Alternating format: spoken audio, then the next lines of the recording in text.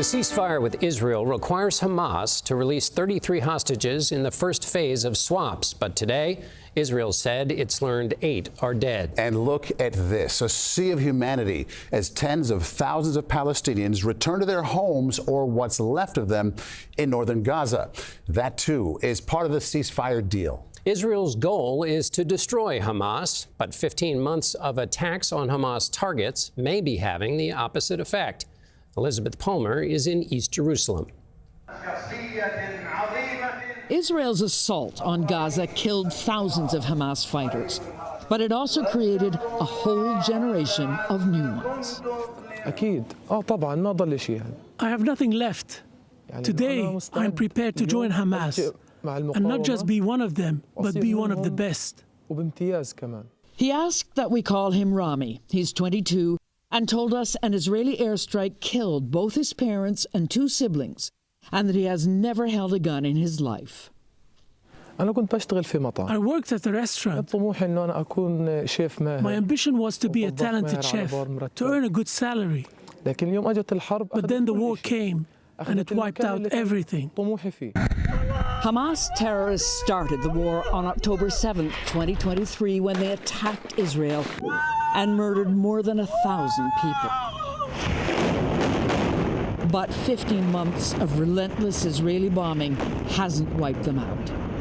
Their handover last Saturday of 4 Israeli hostages was a spectacle to project power and draw new recruits.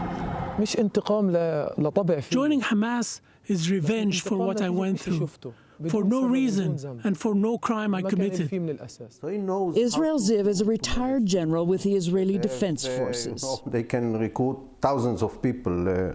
It's not even a question. And definitely there is enough hatred there for young people to join the Hamas. Did the IDF know going in that they were going to create a new generation of Hamas fighters who were motivated by real rage? It's inevitable. Immediately you create the next generation with the hatred. Hatred rooted in despair. The prospects in Gaza couldn't be bleaker. Virtually no jobs, no homes, and no future. So it's key that Israel offers Gazans an alternative. Absolutely. If Israel will not push for an alternative, I think it's only a matter of time until the Hamas, which is already there, it never left, will rebuild itself, and the next October 7th is only a question of time. Liz Palmer joins us now from East Jerusalem. And Liz, does that young man see any other path forward than violence? He did speak longingly of a future for himself without violence, but he said you need stability and time to plan one. And he's just going to have his hands full finding food and shelter and water to keep his little brother and sister alive. So for young men like him, Hamas is the default. It's organized, it offers structure and salaries. And Liz, that general said there needed to be some alternative to violence. So what would that look like?